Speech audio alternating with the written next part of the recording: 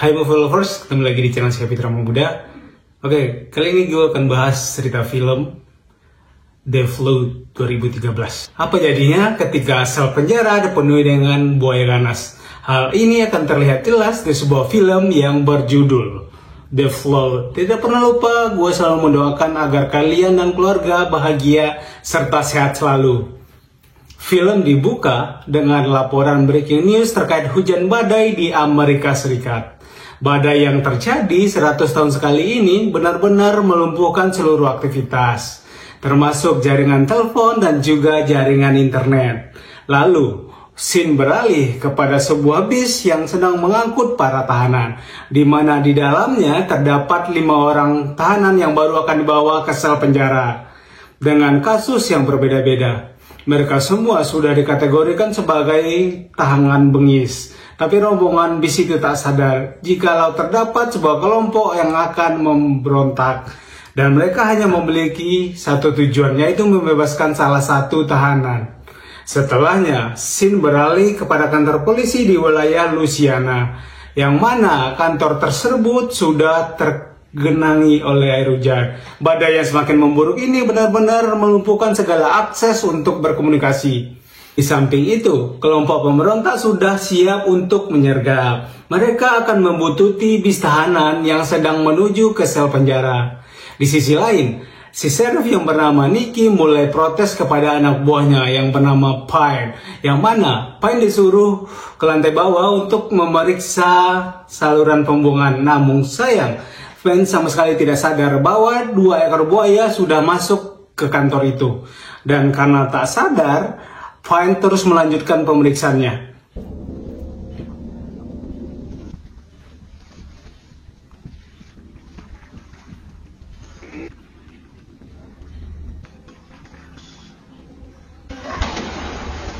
Ketika masuk, semuanya masih berjalan baik-baik saja tanpa adanya gangguan. Tapi dikarenakan kabel CCTV terlihat putus, Pine langsung bergegas untuk memperbaiki. Alhasil fokusnya pun terganggu, di mana seekor buaya sudah membuntutinya dari belakang. Dengan posisi air setinggi lutut, Pine nggak bisa berbuat banyak. Bodohnya, satu-satunya senter malah terjatuh begitu saja. Yang sudah jelas, saat itu juga ia langsung caplok oleh buaya. Pada situasi yang berbeda, bis pengangkut tahanan sudah tiba. Kedatangan mereka sangatlah terganggu, di mana curah hujan terus meningkat setiap waktunya.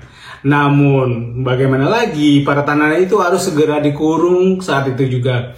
Nicky pun menyetujui penyerahan tersebut dan seluruh tahanan langsung disuruh untuk turun.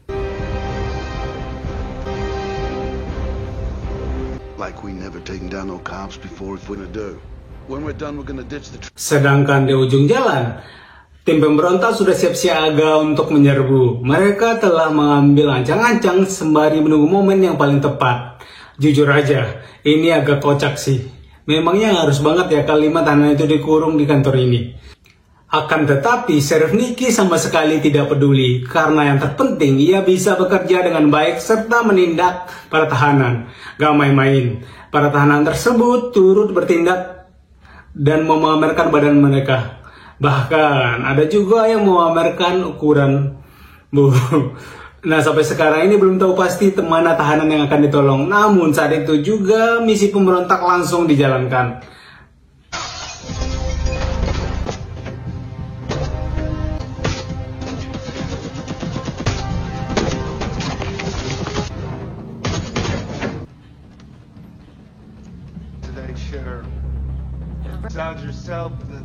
Ruangan bagian depan dari kantor tersebut benar-benar hancur lebur akibat peluru panas, di mana si sheriff kita tidak bisa lagi berbuat banyak. Begitu juga beberapa anak buahnya, sampai-sampai karena bandel salah satu anak buah harus mati konyol di tengah kantor.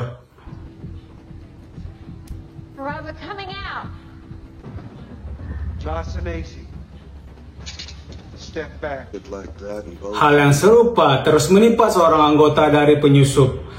Hanya saja seorang ketua yang bernama Rev sama sekali tidak peduli. Ia pun segera membiarkan anak buah itu demi menyandra si sheriff ke ruangan penjara.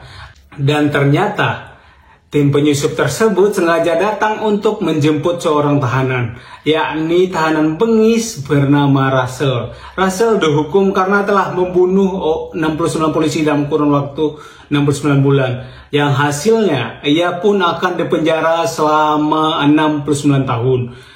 Tapi sebelum pergi, menyuruh salah satu anak buahnya untuk memeriksa server dari CCTV. Lalu dibawa anak buah itu oleh Chef Nicky untuk menuju ke lantai bawah. Sayangnya, Sheriff Nicky sangat tidak sadar jika Payne sudah tewas. Dan dari sini, ia penasaran kenapa cahaya senter bisa berasal dari dalam air.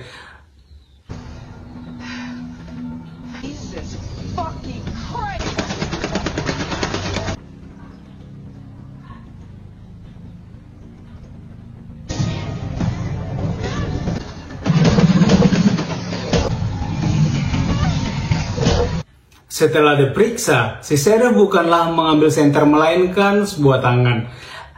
Santap buaya darat muncul dalam seketika. Mereka berdua sangatlah terpojok sampai-sampai berbagai peluru turut dikerahkan. Hanya saja nggak ada kata selamat bagi wanita penyusup.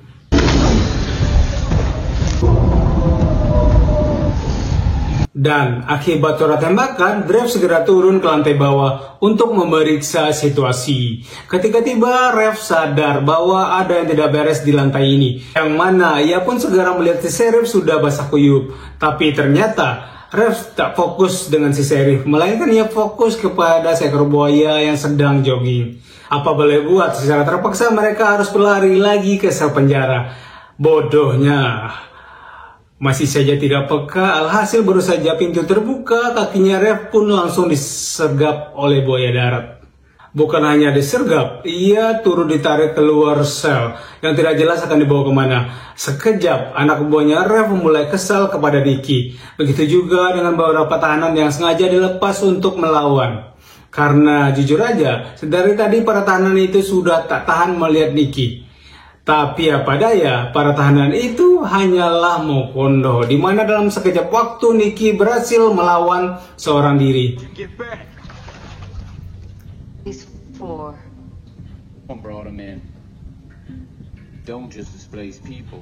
Melihat kehebatan Sheriff Nicky, seluruh tahanan mulai membelanya serta melawan si penyusup. Pada titik inilah mereka pun sadar bahwa sangat tidak mungkin untuk pergi melalui pintu tersebut. Yang mau tak mau, salah satunya cara adalah cara naik ke atas platform. Secara bergantian, satu persatu dari mereka mulai naik ke atas sana. Tapi para tahanan ini lebih besar bacot daripada nyalinya. Sampai-sampai ketika naik pun mereka pun masih menganggap enteng. Hingga pada akhirnya mereka sama sekali tak sadar bahwa salah satu buaya sudah masuk.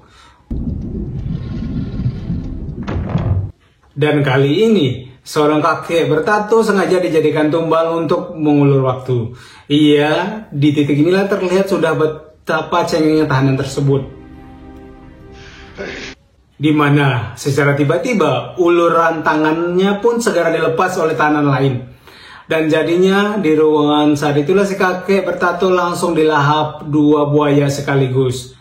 Tapi di akhir momen tersebut terjadi aktivitas tukar tambah, di mana satu buaya berhasil dilumpuhkan, yang setelah itu seorang petugas turut dicaplok juga.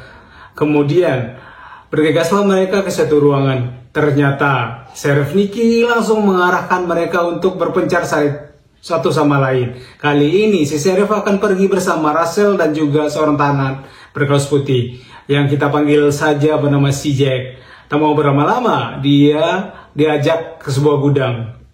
Namun ketika sampai, Sheriff Nicky tidak memberikan perintah sama sekali, melainkan ia masih sibuk mengobrol dengan Russell yang sepertinya si Sheriff mulai naksir. Dan malangnya, akibat tidak jelas itu, para buaya pun mulai berdatangan. Sontak, si CJ langsung disergap secara cepat. Kasihan memang, udah nggak tahu mau ngapain, CJ harus kena serbu tanpa perlawanan. Di ruangan yang berbeda, suasana ricuh turut terjadi. Semua itu disebabkan oleh seorang tahanan besar yang sengaja bekerja sama dengan salah satu penyusup.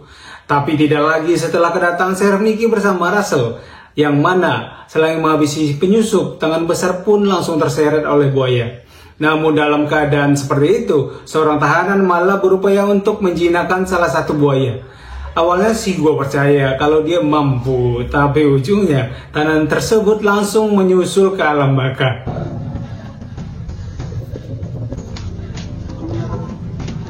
Yang tiba-tiba saja, Rev pun mulai muncul dalam sekejap. Entah bagaimana caranya, ia ternyata masih hidup.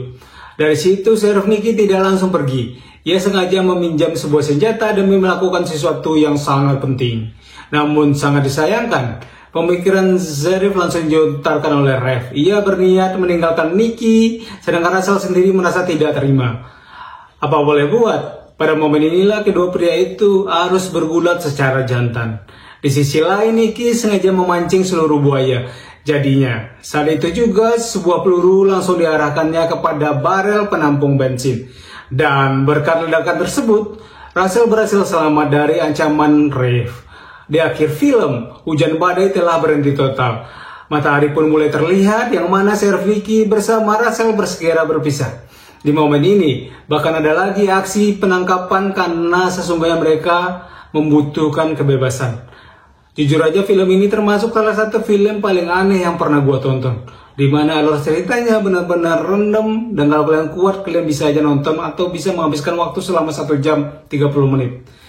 Oke, sudah sampai bertemu lagi di video berikutnya. See you next video.